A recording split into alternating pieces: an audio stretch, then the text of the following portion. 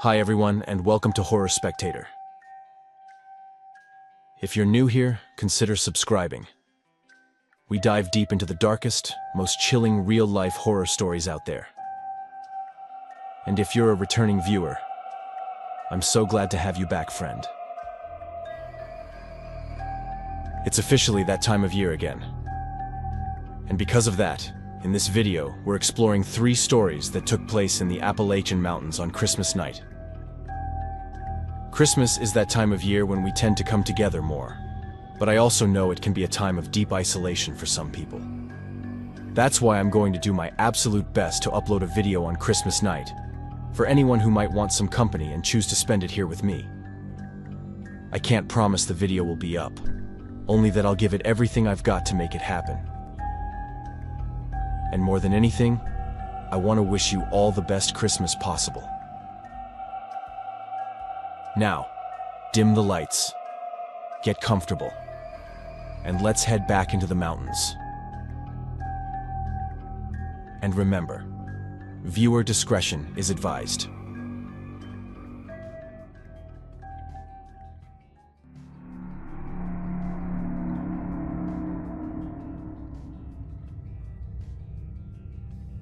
Everything I'm about to tell you happened when I was very young.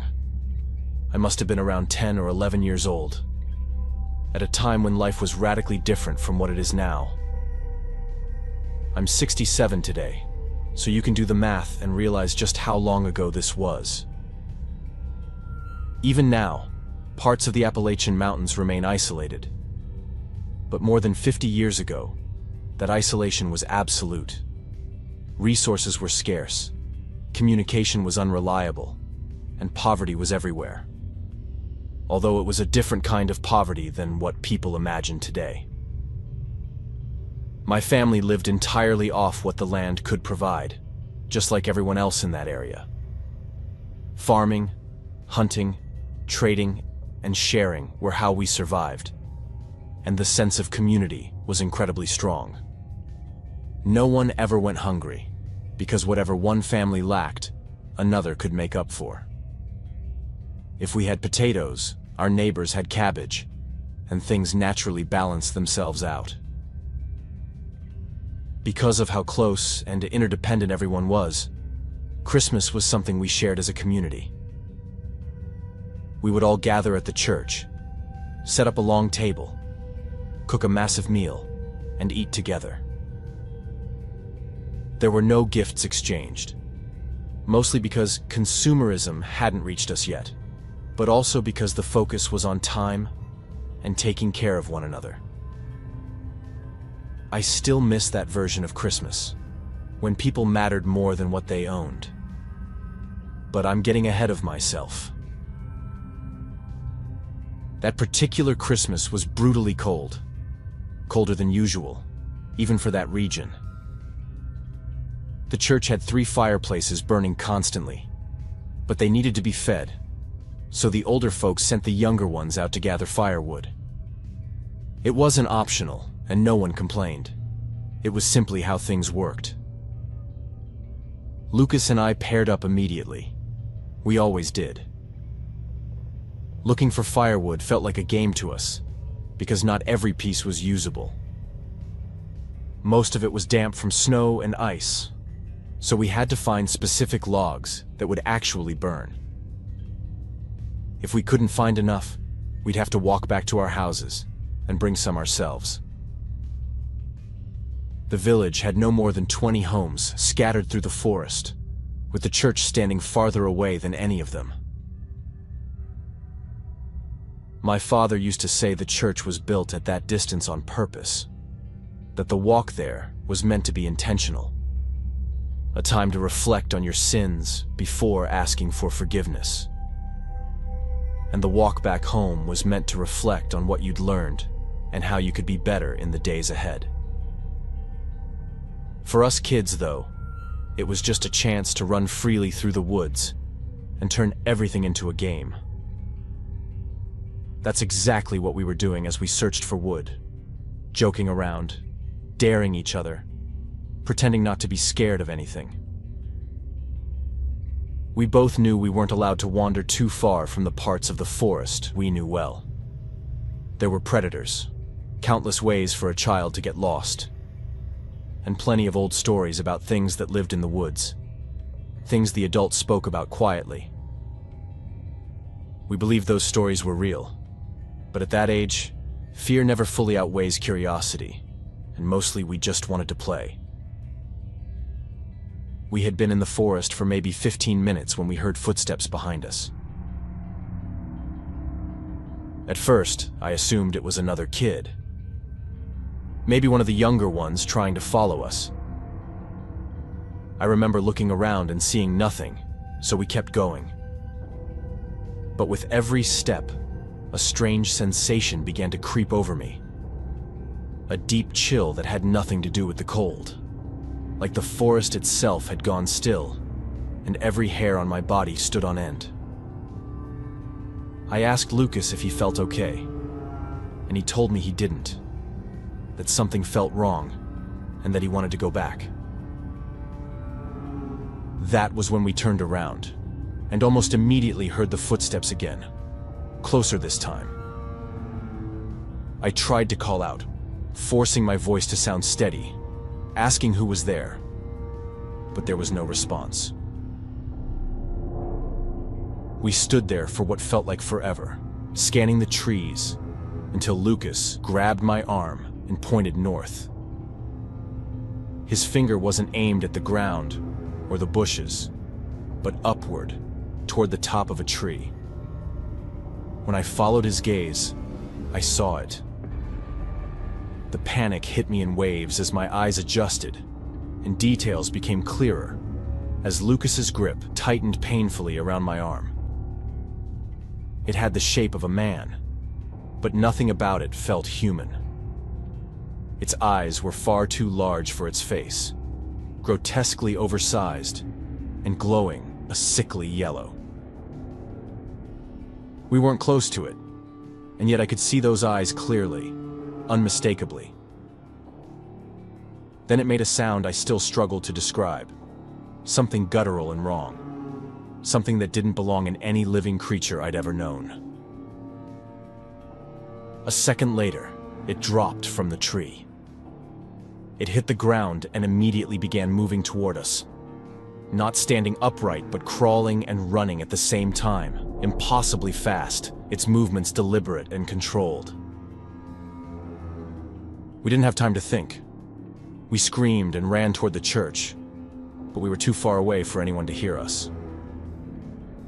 The cold air burned my throat as I screamed, my legs slipping in the snow as panic pushed me forward. I remember the fear being so overwhelming that everything else disappeared. All that mattered was reaching the church. I couldn't see anything but the snow beneath my feet and the certainty that I was running the right way. When the church finally came into view, I screamed again, and I saw everyone pouring out of the building, confusion and fear written across their faces. My parents ran toward me, and I screamed for everyone to go back inside. No one listened. I ran straight into the church, and everyone followed behind me. That was when the fear changed into something colder. I heard Lucas's mother asking where he was. I was certain he had been right behind me.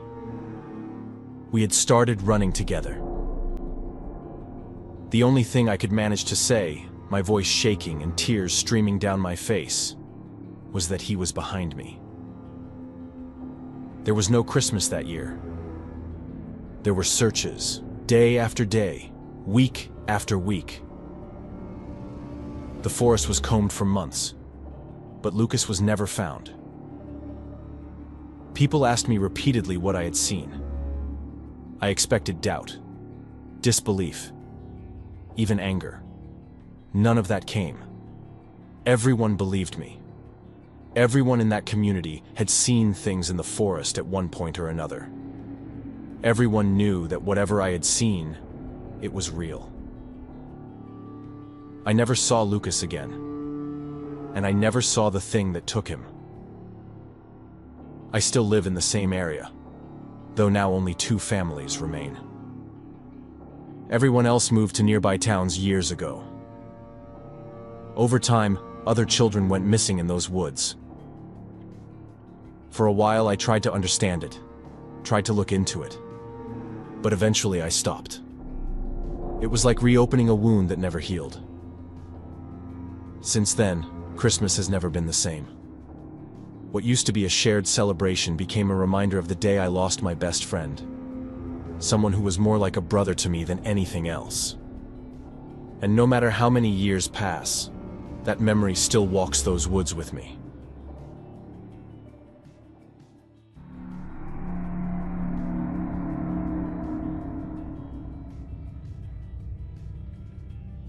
I didn't realize how vulnerable I'd gotten in the winter of 2020 until everything came crashing down in one night. And I think that's important to say up front because Christmas has a way of making loneliness louder. Especially in places like the Appalachian Mountains, where winter strips everything down to bare trees, frozen ground, and silence that feels heavier than it should. Neither of us had much family to go back to, not in the traditional sense.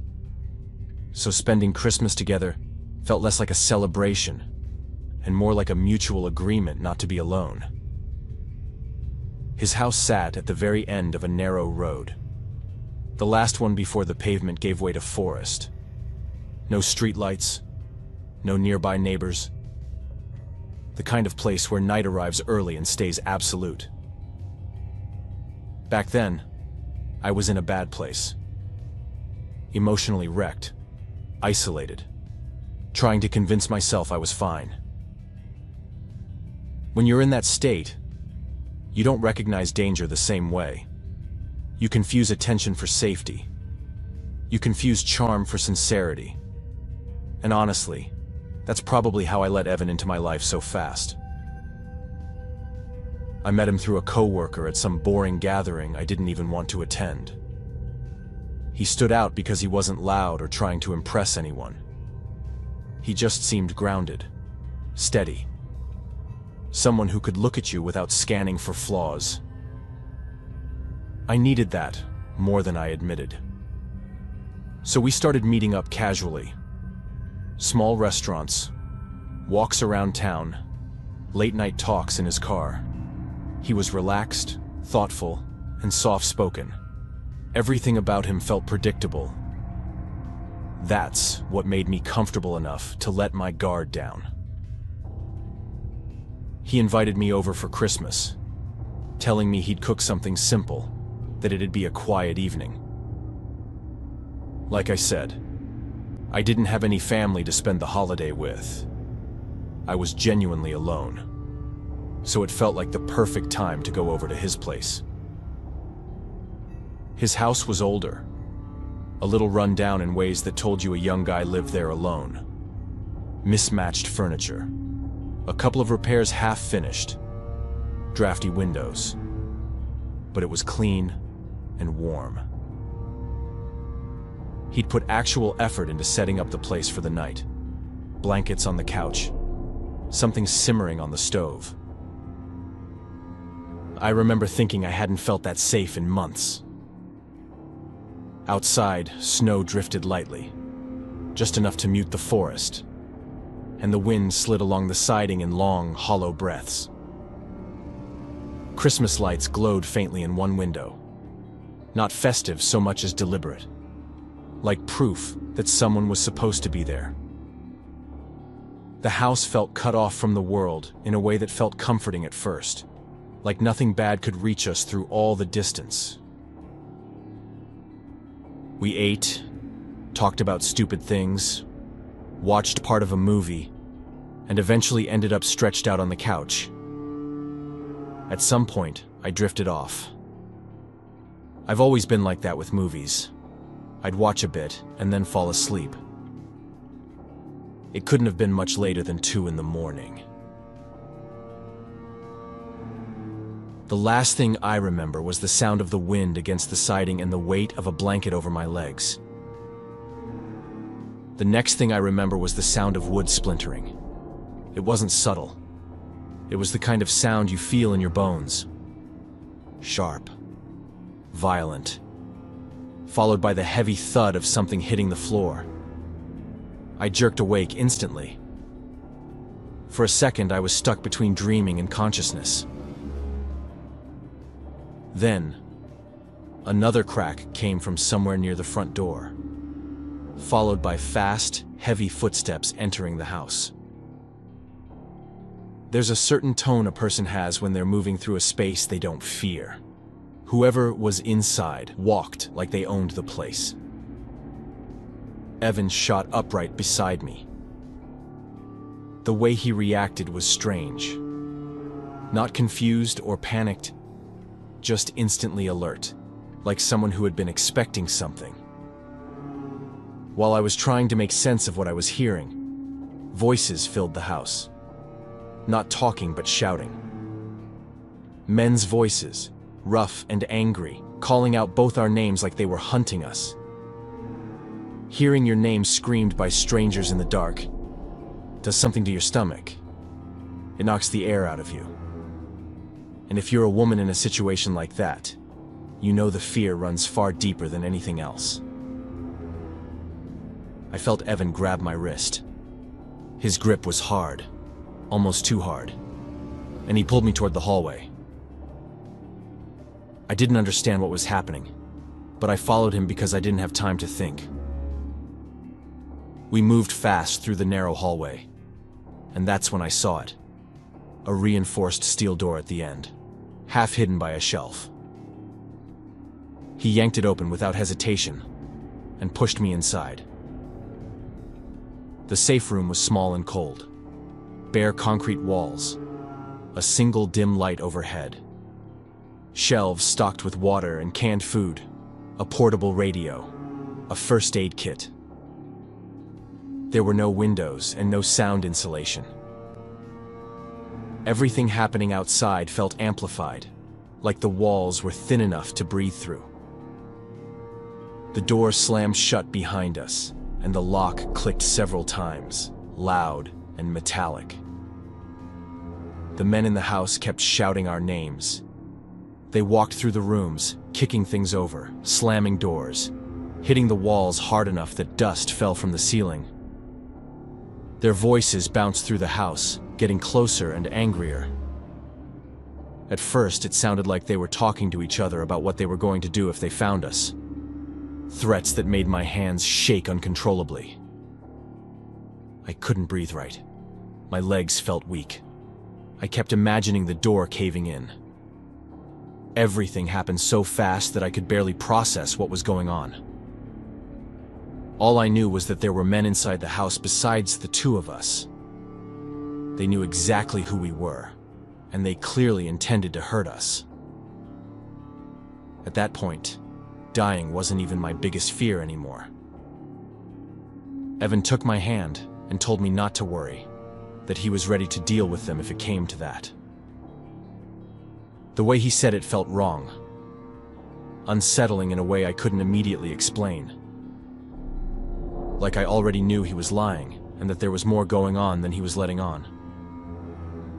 I asked if we had any way to defend ourselves, and he said yes, that he had a cabinet where he kept weapons. The fact that he used the plural struck me as strange, but I told him to go get them while I pressed my ear to the wall, trying to understand what was happening outside. I knew that if I wanted to survive, I had to think clearly and act intelligently. So I pressed my ear to the steel, trying to understand their movements. And that was when something felt off for the second time. Their tone shifted occasionally. Not always rage, not always aggression. Sometimes it dipped into something almost casual, familiar, like they weren't strangers at all. They knew the layout of the house too well. They made comments about specific rooms, specific objects, even joked about Evan's terrible taste in decor. I froze. There was no way they knew those details unless they'd been there before, or unless they knew Evan. I glanced back and saw that Evan was still focused on the cabinet, opening it and going through the weapons. I turned my attention back to what was happening in the house and trying to make sense of the voices and movement outside. And then it got worse. They used a nickname for him. Something short, something intimate, something only friends would say. They tossed it around like a joke, mocking him, making fun of how scared his girl must be right now. Up to that point, I still hadn't imagined that Evan suspected anything at all. I assumed he thought we were being robbed, and that the way he was reacting was simply his personality coming through under pressure. After all, I didn't really know him that well. I turned toward him and said that this wasn't a robbery, that it was staged. When he asked how I'd figured it out, with the corner of his mouth lifting into a smile, I felt sick. That was the first moment I truly understood that he knew everything. This wasn't a prank his friends were pulling on us. It was something he had set up for me, or maybe something even worse. At that point, I had no idea who the person locked in that room with me really was, or who the people outside actually were. I backed away from the door slowly, the truth forming in pieces that made me want to throw up. I asked him if he was going to hurt me, and his answer was that it depended on how I behaved next. I didn't know exactly what that meant, but I understood immediately that it was a threat. Without thinking, I lunged at him and grabbed the weapon he was holding. I must have caught him off guard, because he stumbled and we both went down hard on the floor. I managed to wrestle the gun out of his hands and struck him across the head with it, knocking him unconscious. Then, as calmly as I could manage, I opened the door and ran for the front of the house. I didn't look back. I kept running until I was deep among the trees and absolutely sure no one was coming after me. I spent the entire night there, frozen in place, not daring to move. At one point, I heard Evan shouting something about searching for me, saying I couldn't have gone far. His voice carried an aggressive, menacing edge. Only when morning came did I leave my hiding place and walk until I reached a small grocery store, where I called the police. But the town Evan lived in was tiny, and it never occurred to me that the police might know him personally, and essentially tell me to my face that I was lying. I didn't have the strength to argue. I just asked to use the phone and called my best friend to come get me. Thankfully, I had never told Evan where I lived, and I never saw him again. But that night permanently shattered my trust in people. And Christmas, which already carried a bitter edge for me, now tastes completely sour.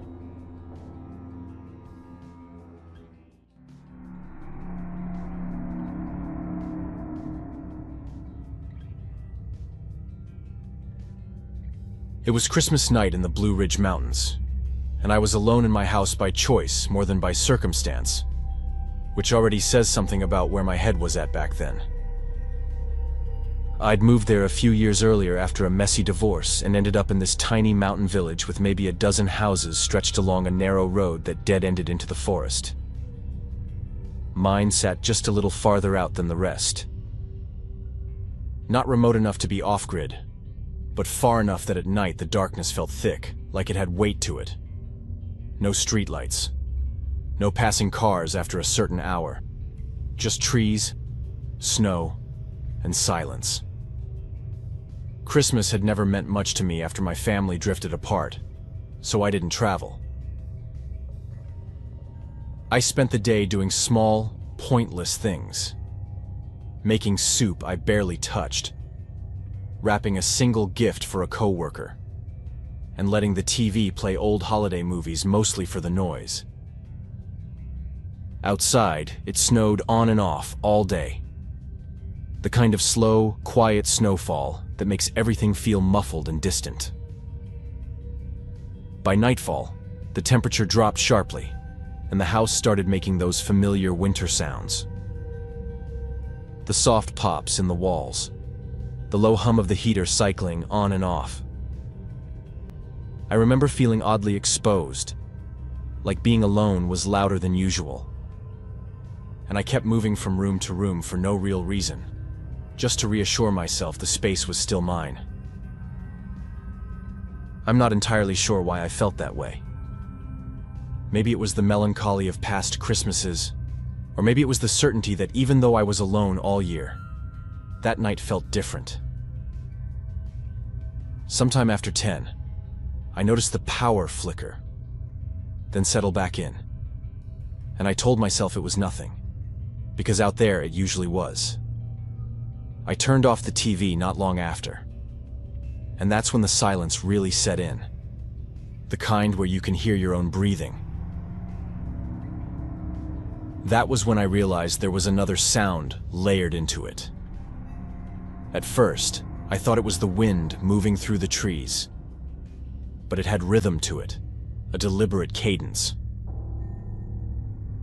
Crunch, pause, crunch, pause, slow and steady. Maybe they were footsteps. For several long seconds, I couldn't quite make out what I was seeing, but they really did look like footsteps. I stood near the window without turning on the light and tried to see past my own reflection. The snow made everything brighter than it should have been. And that's when I saw the shape moving along the edge of my property. One person.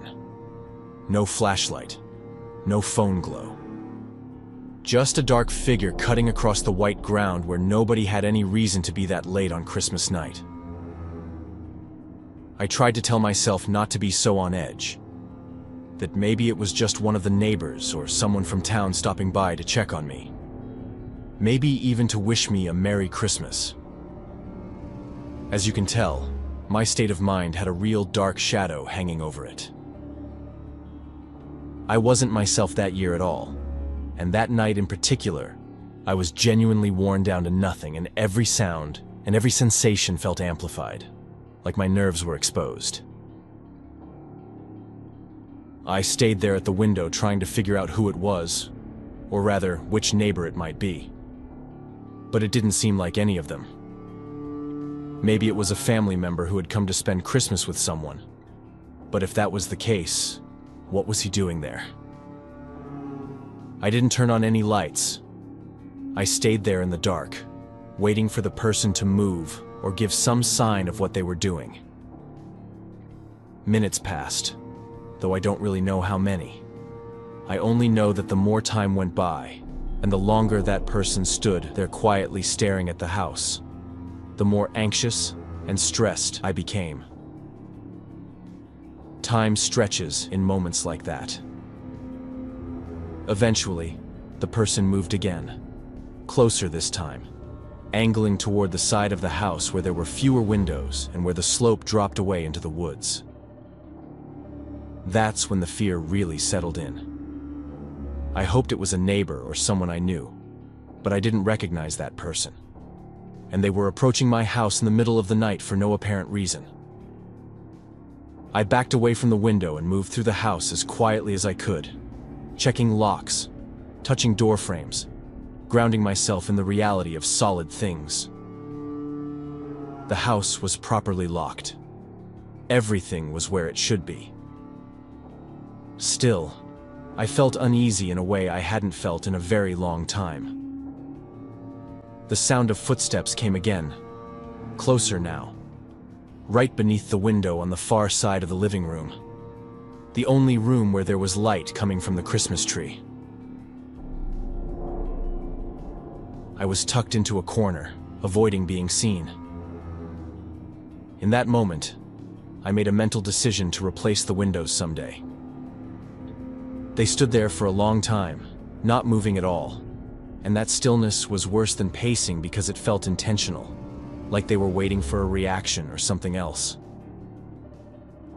At some point, he moved again, and I realized he was circling the house slowly and methodically. When he reached the back door, I heard the handle move just slightly. Not forced, not yanked, just tested. That was too much. There was no doubt that this man was trying to get into my house. He probably thought I wasn't home, so I decided I needed to show him I was there. I was absolutely certain that the moment he saw the lights turn on, he would run. I turned on the light and ended up face to face with him. It was the most terrifying feeling of my life. Putting a face to the person who was trying to break into my home and being separated only by a pane of glass was horrifying. We stared at each other for what was probably only a second before he reacted, and nothing could have prepared me for it. His face twisted into rage. He started screaming and throwing himself against the windows, pounding on the door with a violence that made me believe that if he truly wanted to, he could get inside. I ran toward the area where my phone was and called 911. The operator was incredible, giving me instructions and asking if there was a safer area of the house where I could hide. I could still hear the man's enraged screams and the pounding against the house. My phone showed another incoming call. It was my closest neighbor. He could probably hear the screaming from his house.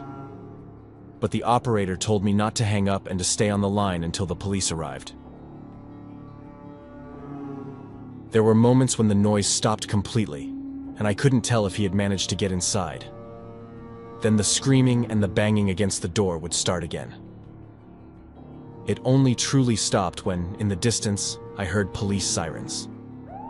They had taken a while, but they came. I only left the place where I was hiding when the operator told me it was safe and that the police were there. Other than footprints leading toward the forest behind my house and my description of the man, there was nothing else. I spent the rest of that night and the following night at my neighbor's house. After that, I installed cameras and a security system. I also reinforced some locks and windows, but I never had any more problems.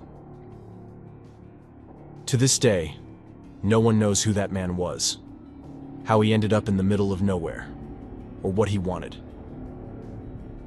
All I know is that it was absolutely terrifying to see someone that out of control, not knowing whether they intended to hurt you.